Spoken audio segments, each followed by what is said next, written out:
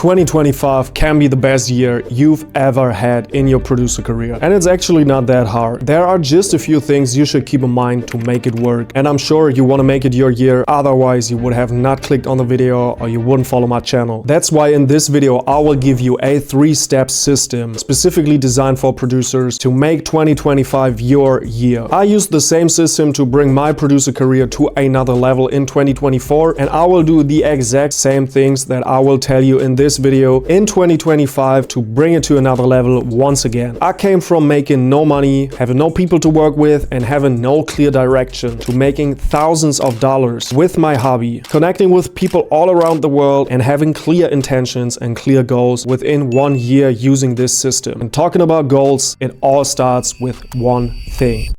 You need to have a plan, but there's no plan without something else: the goal. The goal defines and sets the frame for what you need to do. Certain things contribute differently whether you can achieve your goals quickly or not. That's why it's so important to have a clear vision what you want to achieve with your music in order to choose the best and the fastest path to your destination. Another part of that is setting your goals the right way, and I will talk about that later in the video so that you can be as efficient as possible in 2025. But let's start with the base and some examples for specific producer topics. A producer's career is built on different pillars. The main pillars would be your brand and your music. Everything you do pays into one of these things or in both at the same time. The proportion changes depending on what you do. If your goal is to grow your brand as a producer, for example, something like a placement or a big typey channel does pay into your brand by improving your reputation. The starting point to define what your goals should be and what you want to achieve is to find out which of those two pillars is the weaker one, which ultimately means on which level are you in those two areas. It's like taking an inventory. A quick check of how much of what is there so you know where to add more and what to focus on. Once you have identified the areas where you want to improve, it's time to set your goals. And how do you set your goals the right way? First, I like to break down goals into short period goals and long period goals. But honestly, I'm not a big fan of long period goals anymore. I used to set yearly goals and 5-year goals, but I don't do that anymore. Since the world moves so fast that most things you want at the beginning of a year do not make sense at all at the end of it, just because your life situation changed. What I usually do now is to set weekly goals, monthly goals, and quarterly goals. I figured out in my specific situation that makes the most sense. I like to keep it one step at a time. And I'm also a big fan of using that cycle model where you just focus on one area in your life, like business, for example, which in our case is music, or health, for example, where you put down the workload a little bit and put more time into working out, preparing meals, and all that stuff, and shift your focus towards a different area in your life. And talking about focus, in order to have the best year of your music career, you gotta focus on music. And that's why you have to be able to say no. You gotta say no to all these things that do not contribute anything to your music career. If you don't know what those things might be, here are some examples of what I said no to at the beginning of 2024. First of all, drinking and partying. Drinking alcohol and going to parties just kills my creativity. Every time I went out having a drink, it was like I made a deal with myself that I would enjoy this night, but the price that I pay for it is that I'm not able to do anything creative the very next day or anything productive like working on content or making emails, just because I have so much brain fog from it. Going out and partying doesn't work for me if I want to get a lot of stuff done. That's why I completely eliminated it for a long period of time this year, and I'm still not going out. I also said no to hanging out with friends or going to any social events. That doesn't mean that I would not go for a workout with a friend or do something like that, but I would not go to a friend just to play FIFA. Of course, I don't want to live like this forever and say no to any social stuff. But here's the thing. Besides music, I also do have a part-time job, which ultimately means my time resources are very limited. So I gotta make a decision and say no to a couple things so I can say yes to a couple other things. If you want to have a great 2025 with music, you gotta be able to say no to a lot of stuff that has nothing to do with music and say yes to a lot of stuff that has to do with music or brings your music career in a good direction. And what makes saying no to all these things so much easier is the third step in this system, which is taking control over your life with self-management. Most creative people tend to not structure their day at all. And in my opinion, that's a big mistake, and that's one of the things where you can leave a lot of potential on the line. Imagine how much time you waste thinking about what you want to do next.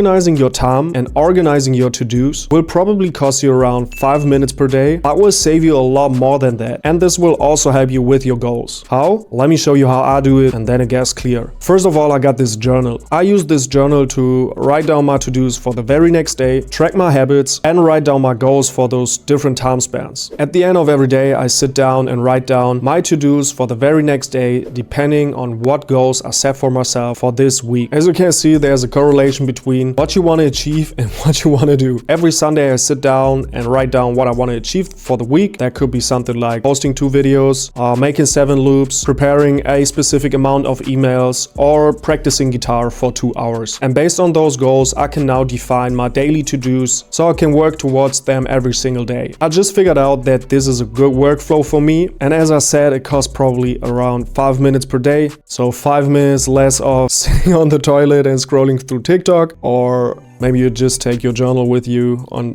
the toilet, or you do it on your phone, then you can just switch the app. But what I want to say is everybody has those 5 minutes per day. You will definitely save a lot more time than those 5 minutes. And in addition to that, I got my digital calendar where I structure my time for the very next day too. For example, I set the goal for myself that I want to get a specific amount of loops done for the week. So I set a time slot for myself from 7 to 9 a.m. in the morning where I cook up loops. Maybe I get 1 or 2 loops done, I don't know. But I block that specific time so I can work on my goal, because most of the time I'm sure you have other appointments or other commitments, and as I said, what you want to avoid at any cost is thinking about your next move. That's something that the old version of you has already decided, so that you don't need to worry about, and you want to return that favor to your future self by sitting down at the evening and doing the exact same thing. That combination of writing down your to-dos and keeping track of your time with your calendar makes it so easy to create a report for yourself, whether you really work on productive things and things that contribute something to your music career, or if you still do a lot of things that consume a lot of time and which do not contribute anything to your producer career. Especially at the beginning, I recommend to do that every other week or probably every week, just to get that overlook fast and to see, now we're going back to saying no, which things you have to say no to in order to get the stone rolling. But if you need someone else to structure your day, not the past version of you, not the future version of you, you just want to wake up, crush it, and work like a maniac, then check out this video, which is a monk mode guide specifically designed for producers, where I will tell you what you need to do for the next 3 months to grow as a producer and make 2025 your year.